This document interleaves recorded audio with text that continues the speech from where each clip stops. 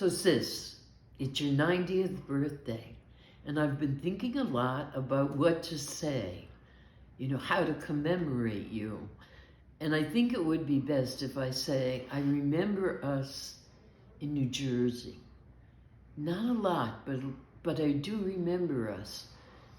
I more remember when we moved to Texas. And you were 15, and I don't know what I was, 5 or something. Anyway, you got your license. You were young. You got your license. And you would always take me with you. I would sit in the back. I wouldn't sit. I would kneel in the back seat looking out the back window. And I remember one day I said to you, Sissy, there's a red light and it's flashing behind us. And you said, no, there isn't. Just be quiet. Sit down and be quiet. I said, but it's there. And it's really flashing, and it's closer, very close to us. And you know what? You said, oh shit. And you had to pull over. And yeah, you got a ticket for speeding. And then you had to explain it to Dad, and he wasn't too happy with you. It wasn't long after that they sent you to school in Virginia. And we were apart again. I mean, I looked for you all the time when you had left Texas. We had an apartment, a 2-bedroom apartment, and across the hall were Mom and Dad. Well, every night they would lock me into my apartment. I guess they thought I would walk away, but whatever. Anyway, there I was with a candle lit and making drippings onto wax paper. And then when they would harden, I would take a needle and thread, and thread them. I would make a bracelet or a necklace, and then I would give them to people, like the nuns at my school, or the neighbors, or even Mom and Dad. But I think I kept some for you. But you know what? They melted. They just disappeared like you did. Every night I would go to the doorway of your bedroom, and I would look in, and I would wish that my sissy would appear. But she was in Virginia, and she couldn't do that. After a while, we moved to Connecticut, and I didn't see you then either. You were still in school. Ah, but you came home with mononucleosis. But I couldn't see you because they wouldn't let me in the room because they thought I would catch it. Well, anyway, you went back to college and you met Tim. And then you married Tim and you went away. You were always going away, sis. And then you had a lot of children, and we used to visit you in Spring Lake. Now listen to me. You don't know this, I don't think. Mom decided I needed to learn to drive, even though I did not want to learn to drive. I was scared to death. Anyway, she hired this guy, big fat guy, hardly fit behind the steering wheel. And he was weird. Anyway, he taught me to drive. And he took me when I got my license. I got the license. And then I didn't drive for 2 or 3 months, maybe. I was so afraid. I didn't like driving. And I had no need because you drove me anywhere I needed to go, or Grandpa drove me anywhere. Anyhow, now we're going down to Spring Lake to visit you. And we get down to the Berlin Turnpike, and Margie goes, oh my God, my head, I've got a terrible head, my headache, you're gonna have to drive. I'm gonna pull over, you're gonna drive. I don't wanna drive, Mom. Well, you're gonna have to, because we have to get to Joe's, and I just feel terrible. Oh God, I got behind the wheel.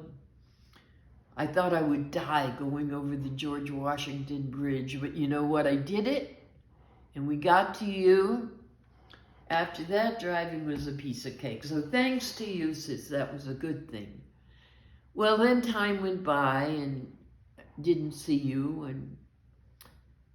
and then you fell in love with R.I. You had a lot of men you fell in love with, and I kept meeting them and liking most of them. I didn't like Gordon Helander. Anyway, back to R.I. It was wonderful to have him join our family and to become the dad of some of your children and to be my brother-in-law.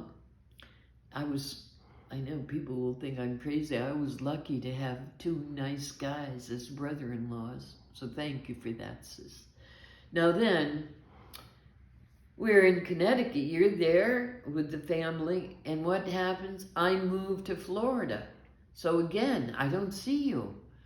But there I am, and you decide to come down with R.I. to visit me in Florida. And guess what? Florida had its first snowstorm in years. Oh well. Anyway, you went home again, and life went on for me in Florida. And then, Joey, there came a time in my life when I had an offer of a job in Florida after my doctorate, and I wanted to try it. I was teaching at the community college in Hartford, loving it. But I went ahead and, I took the job in Florida, and it was great. It was wonderful, and I met great people who really became friends of mine for a long time, all my life really here. Anyway, I hadn't been in Florida very long, but in those days, they didn't have a lot of stores like we have now, malls and things.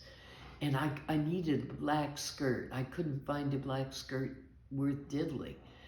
I called you up and I said, sis, I need a size 12 black skirt. Could you please find one for me? I can't find it. Next thing I know, the box arrives. Here comes my black skirt from you. You were always saving me, sis, even though we were far apart. So now then, the great thing is you moved to Florida. You moved to where I lived. And I had been here kind of a long time. But sis, once you came, look what happened to me. Teeth. You may laugh, but sis, you taught me that I could put these pads in that would make my teeth fit better. Where are you this morning, sis? I need those pads. You know what else? You got hearing aids. And look, I have hearing aids too. I don't know how to use them. I need you here, sis, to help me. I got a phone here. I didn't know how to use it. You let me call you 6 times to learn how to use it. Oh, do I love my sis. Anyway, one of the things that was good, a lot of good things, but really good, was that when Mom and Dad passed away, you were there. We shared their passing, and we had a chance to talk about their lives with us and to reflect on that. Some good times, some not so good times, but at least we shared that. So now, here we are celebrating your 90th birthday. I know you were worried about it. You've been telling me you're a little concerned about it. Don't be. You are going to live a very long life because we have good genes.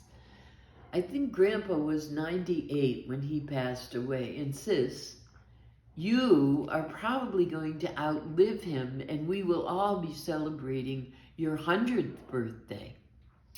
Now, I might not be there, but in my spirit, wherever I am in that spirit life, I'm going to be wishing you, as I am today, a happy birthday, baby. You deserve another 90 years. Love you. Bye.